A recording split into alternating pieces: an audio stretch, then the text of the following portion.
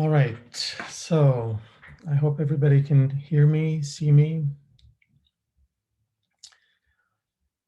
So the topic I chose to address today, within the context of scientist rebellion, is, I guess, both a very central topic for the overall movement and a very personal topic for myself.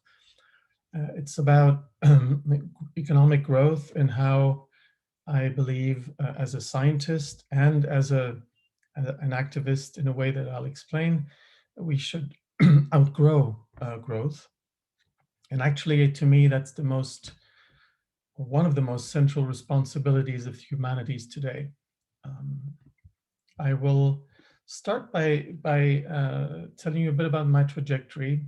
I'm an economist by training, which turned out to be both a curse and a blessing. It was a curse because it was hard to be an economist, especially when I was younger. I actually suffered quite a bit through my studies of economics, even though I only realized why much later. And I would say actually the work of realizing why I was suffering so much in my own studies in economics was actually the main material for my subsequent research in economics. I did a lot of work on epistemology and also on heterodox economics. And so to kind of encapsulate the predicament and why it's also been a blessing, it's that going through, and the psychologists among the audience will, I guess, see an echo of what the therapeutic trajectory might be of a scientist. The suffering you go through as a student, as a PhD student, the tensions you feel when you're able to resolve them actually make for a potentially very interesting new wave of research. And was encapsulated for me. I mean, I worked on degrowth back when it was not popular at all, back in the late 90s. And I was very much in contact, even in Belgium before I came to Lausanne, in Louvain, with various associative milieus, various actors, let's say grassroots actors, and trying to explain to them why I thought economics had to be different and what I could propose to them by way of kind of being an organic intellectual of sorts. But that means my CV, even up until recently, and even today, is a little bit atypical because most of my talks are not in academic milieus. I actually don't like talking in academic milieus so much because I think even though discussions can be productive, sometimes it tends to be very self-referential, needlessly conflictual, and a little bit, pinpointing details and little squabbles between academics, which I find deeply uninteresting. So most of my talks are to non-academic milieus and a lot of my publications as well. And so when in November 2018, I had my first official UNIL evaluation interview, one of the vice deans, who shall remain unnamed, asked me, so at the end of the day, are you a scholar or are you an activist? Which he kind of, felt was provocative or a little bit critical. And my answer, which I kind of shot back, was, I'm a scholar. And I said, I've written lots of books about how to change economics in order to introduce activist economic agents into economics. And so I'm a scholar of economically transformative activism. I don't see the economy as changing without the agents themselves, but that's actually a very non-standard view in economics. It's the daily fare of social science in general, except economics. And I can date the dissatisfaction back to the beginning of the 2000s, way back when I started feeling, and it was a actually very liberating feeling. I started feeling fed up with what appeared to me suddenly very clearly as billiard ball economics, which is basically, and that's why economics as it's taught in the mainstream, including here in Lausanne, is such an idiotic discipline. And I mean idiotic as in the ancient Greek meaning of idiotic, which means both self-referential, completely self-contained, and also not open to the world. Economics basically asks the questions, neoclassical economics, how do we, the economists and the rulers, shift the billiard balls around on the table so that we can make them do what we want them to do without them noticing that we're actually wanting them to do it? Because they're billiard balls anyway, they know nothing about anything. So economic agents are themselves idiots in the economic theory, which doesn't bode well for the economists who model them, of course. And I got fed up with that. And I noticed that that's what I was fed up with, and that's what was liberating. And so with a colleague, we wrote back in 2002, a paper which we published later in a different form, which we entitled, Could Homo Economicus Become a Revolutionary? With the subtitle title on the need to teach and practice a different economics. And that for me was kind of the linchpin, the beginning of a lifelong engagement with economics as the science or the discipline that should model the interaction of critically rational economic agents, one of whom is the economist, but all others should be critically rational as well. That led me to become, what I told my vice dean a few years ago, a scholar of economically transformative activism with a series of books that you have here. You can refer to them with stuff like, economics as a popular science, We Are the Economy, Critical Political Economy, Existential Activism, and Emancipatory Social Science. I was very inspired by critical theory, the Frankfurt School, and so on. And that led me to, play around and experiment with all sorts of concepts which are completely alien to mainstream economics, such as cognitive alienation, the critical acceptance of the economic system, meaning we are in it, but we also might be outside of it, wanting to criticize it while living inside of it, critical rationality of economic agents, existential activism, meaning all agents, including the one I was meeting in my non-academic talks, are activists of their own existence, okay? And what is crucial is that these agents, these people, these real people, are constantly evaluating the economy as to its critical performance, meaning the way in which the economy allows us to think about what's wrong with the economy and to act in such a way as to change and to improve the economy. And also the idea of socio-ecological experimentation as a human right.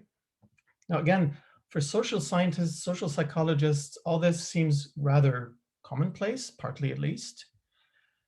None of these encapsulated expressions here are even conceivable in neoclassical economics, because the capacities of the agents that we model in neoclassical economics are so small and so non-existent that none of these abilities are available to them. And so economics is basically taught as an idiotic science involving idiots who by some miracle are supposed to make emerge equilibrium, efficiency, collective rationality, and so on. And that was deeply disturbing to me. Now, so basically that's my trajectory through heterodox economics. Now, one of the engagements I had within that ambit was degrowth. And I'm putting it here between quotation marks with an interrogation mark, because I'm not quite sure it's the best expression to use, especially in the current atmosphere, but I'll explain why. We probably should follow Kate Rayworth, whom I'll talk about in a minute, in saying we should be actually agnostic about growth as long as we redefine what we really want from the economic system.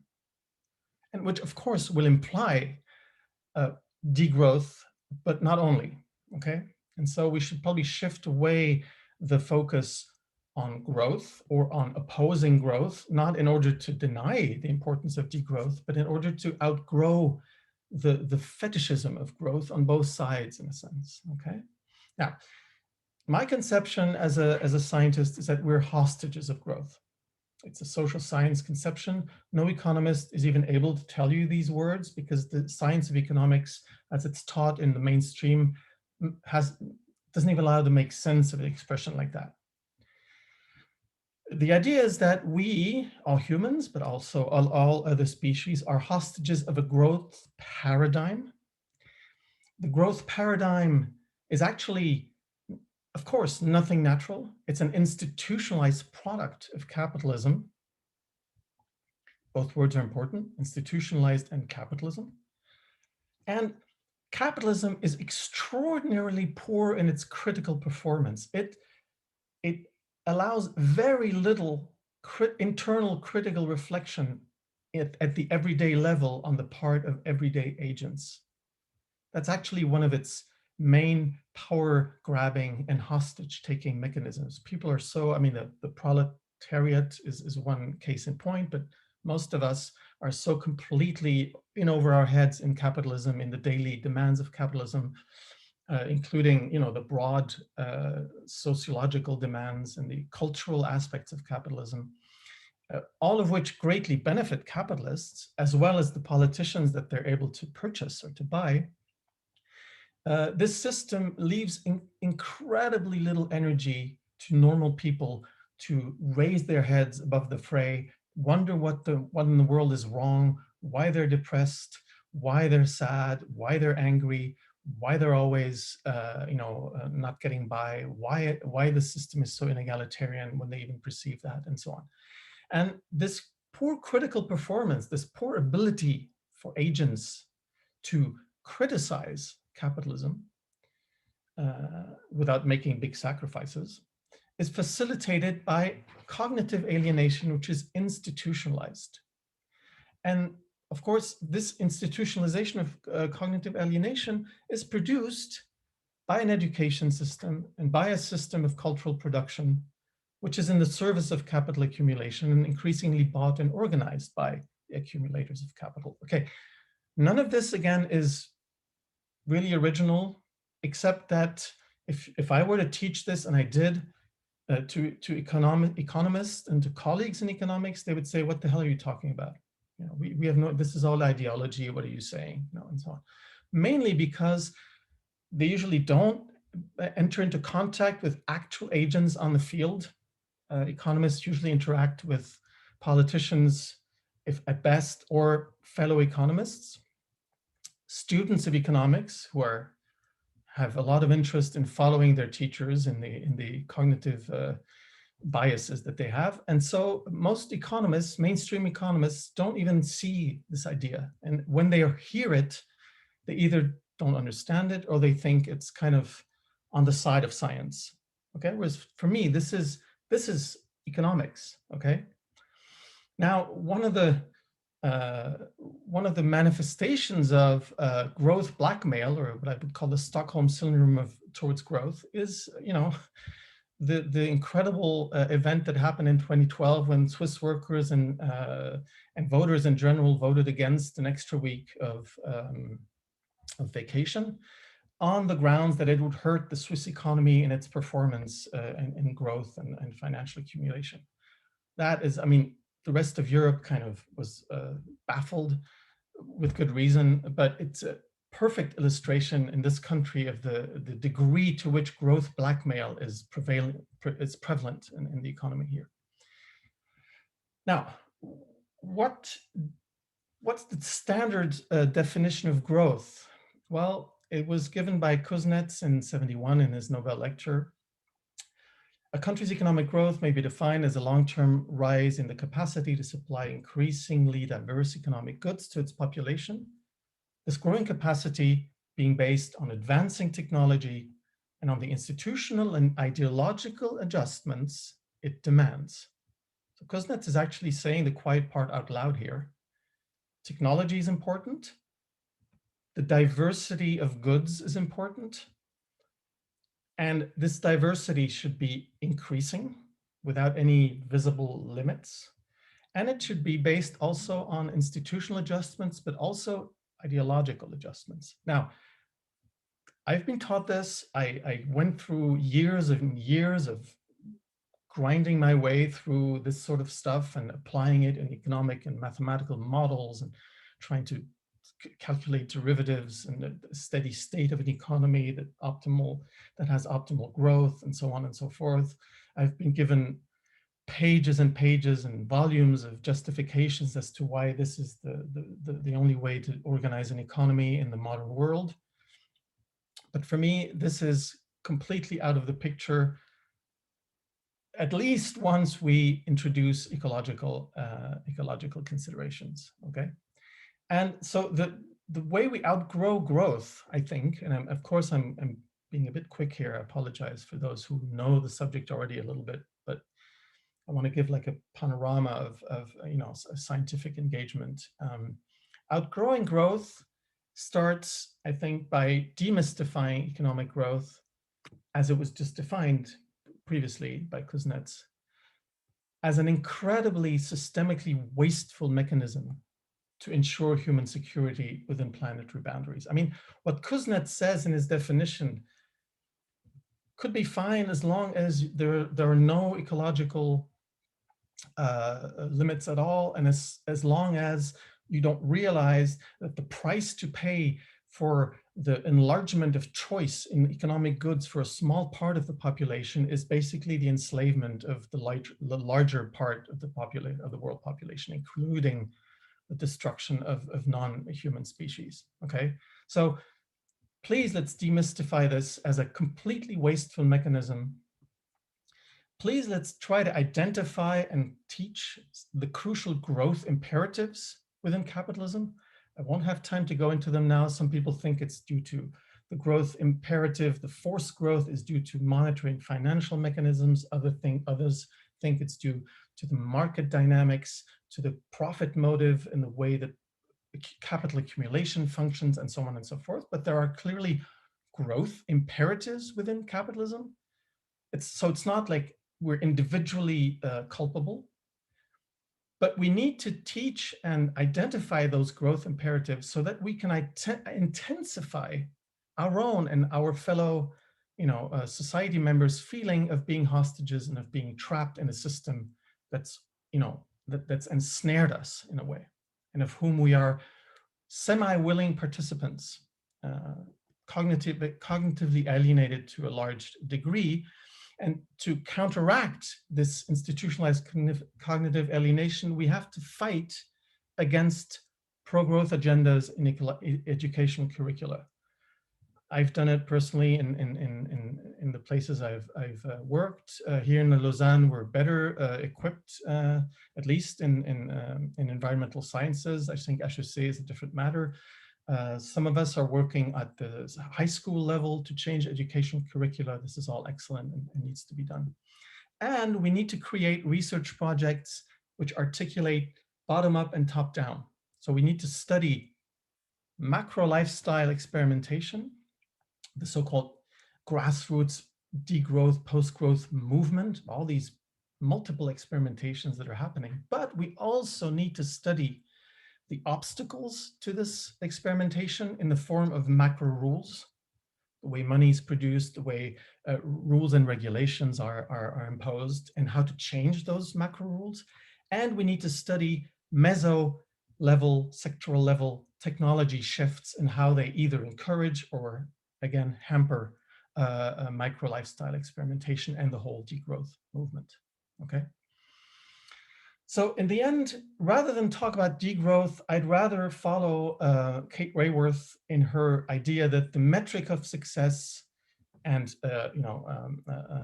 Julia yesterday went in the same direction, her research goes in the same direction. This is now becoming, luckily and happily, a standard approach in non-orthodox economics.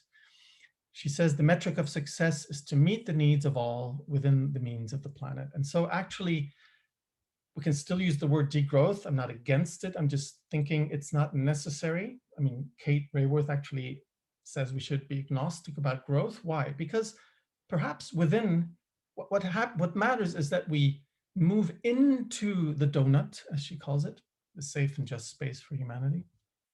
And once we're in there, we have to stay in there forever. Okay. Some things may grow, others may stop growing provisionally, and the way in which all that evolves and shifts and changes is not really, I mean, it could be important for other reasons, but for the ecological and social overall coherence of society, it's less important than being within the donut. And then some things may actually need to grow. Some activities need to grow provisionally and so on and so forth. But what has to be stopped is the tendency to be outside of the environmental ceiling or underneath the social foundation, both of which capitalist growth makes us do, okay? So what's actually happening is unhampered growth of GDP, at best relative decoupling. What ought to be happening is not only absolute decoupling, which in itself is already impossible within capitalism. Even relative decoupling is happens, but not not to the extent that we think. Absolute decoupling is a complete fantasy in capitalism.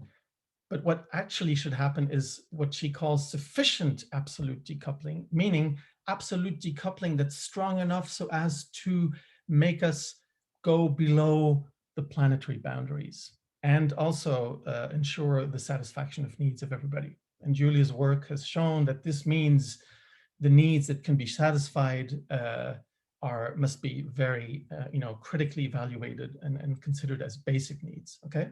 So basically, this is another representation of the donut, and what the tasks are. And for me, as a scholar, in scholar doing the kind of work that I described earlier, is basically two things.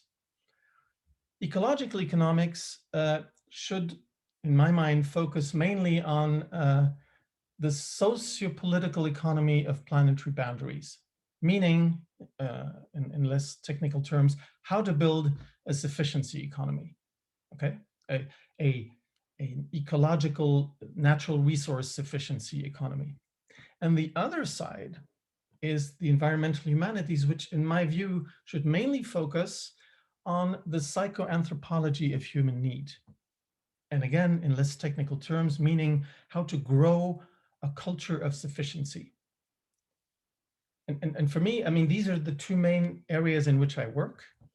And I consider that to be my main contribution as an activist scientist to help those who are actually experimenting on the ground to orient themselves in everyday life and to be able to, I mean, I'm not replacing them, they're doing fine on their own, but to provide them with additional perspectives and information that might be helpful so that they can see into what they are fitting, okay? The great danger being the vanishing of this sufficiency space, which the donut is, okay? Because if we combine within capitalism the continuation of ecological destruction, which kind of reduces the leeway we have of living within the boundaries of the planet, because it destroys the boundaries and makes them even more constraining.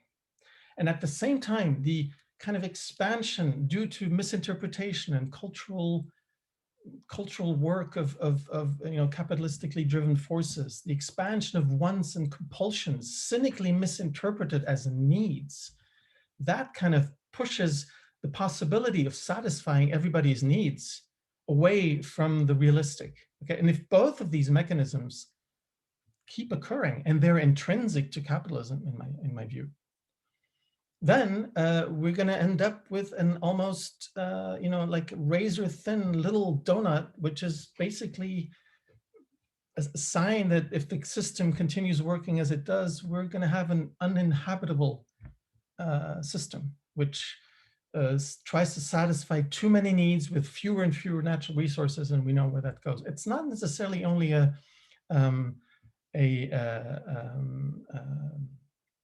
kind of pessimistic view. I think it's really a realistic view when you look at how capital accumulation operates over the long run. So my last section, if I still have a few minutes, is to give you a few insights into how I view this quest for sufficiency economy and for what I call, with Dominique and on my own blog with Dominique Bourg, a perma-circular society. Okay, essentially, if I go very quickly, it means post-growth activists, with the help of scholars, need to focus on a big picture, apart from the multiple experimentations that are actually taking place on the ground and that's fine. We need to urgently modify the ecological constitution of our economies with essentially two things. Socio-ecological experimentation needs to be a human right. It has to be enforced and collectively protected. Okay, just like the right to private property has been seen as a quasi-sacred right, not to great avail in my opinion, but okay. This needs to be the new kind of human right that needs to be enforced and protected. And secondly, the economy must converge towards a footprint of one and remain there forever. Essentially, we need to have in our economic constitution and in our political constitution a descent rule like this. Now, again, Switzerland had the chance to do something like that in 2016 and bungled it.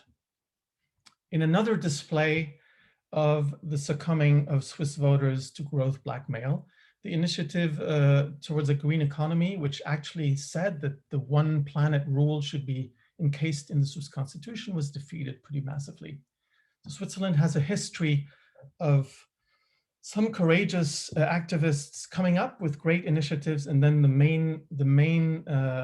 mainstream of the country succumbing to growth blackmail because of more or less dishonest political and economic milieu campaigns. Look at the images that were used to scare people into thinking that growth was essential to save. Okay. Now, in the model that I envisage, and I'll be quick about this, we view the need for pluralism as central. Of course, we cannot, and it's going to be said all along, I think these 5 days, Julia said it yesterday, Sasha chimed in as well about the need for democratic change, and that's obvious. So we need pluralism in lifestyle orientations, but we need to kind of press for the change in the distribution of people among these lifestyle orientations. So let's say we have 4 kinds of lifestyles, ideal types: not adapted mainstream, green capitalism, social and solidarity economy, and radical experimentation. More and more green as we more deep green, okay, as we go along. Together, these make us fit more or less well into planetary boundaries and probably exceed them as these things stand now. And so the degree to which we exceed planetary boundaries has to be measured. And then the descent rule that I showed you has to be applied so as to modify the percentages of people within the different ways, lifestyle orientations. And that can be done with what we call perma-secularization tools. I'm not going to go into them in detail. Obviously, it goes from ecological accounting, new sufficiency-oriented business models, income support for experimentation, of course, in the form of unconditional basic income, new types of taxation of footprint added as opposed to value added, a change in monetary creation, and probably, ideally, a change in the currency in which we pay, which should be parts of ecological footprint and not actual money. Okay, so all these we could discuss in detail, and the idea is that as we go along or down this line, this descent rule, people migrate between the 4 ways of life. Okay, there's some internal mobility, and the space of possible orientations changes. Okay, here's an example. Here's an example of how it can change over time, okay? On the left, you have a quarter of the population in each lifestyle. On the right, you have a simplified version of like a third of the population in 3 remaining lifestyles, the non-adapted mainstream having disappeared, for example, okay? So this is not a, maybe not the best representation. I'd be happy to work on making it a better model if somebody's interested. Now, the descent rule that I just drew can be combined with, along the descent path, like I said, taxation incentives, support for experimentation, but also very important and a major aspect in which the environmental humanities have to contribute, worldview transformation and birthing of a new imaginary of sufficiency in schools, in education, in the general culture, and so on. And with a suitable set of measures along the descent path, we could have, we probably have something like this. As we descend from 3 planets to 1 gradually, well, the space of possibilities might change in this way, okay? And so as we go down towards 1, obviously, and very likely, the non-adapted mainstream would become unviable. And in the end, with the change in worldview, with the new enthusiasm, as we said yesterday, for the new imaginary of sufficiency, we'd probably have the population of our countries close to 1 planet living well on the continuum between radical experimentalism and something like social and solidarity economy. Okay, green capitalism is probably out of the picture by then, and the gray, polluting, non-adapted mainstream as well. This is the ideas with which I work and which kind of form part of my engagement as a I don't know if I'm a rebellious scientist, but certainly perceived as such by many economist colleagues in orthodox circles. And with that, I will end, as I'm sure you'll be happy to hear. Thank you for your attention, and sorry to have been a bit long.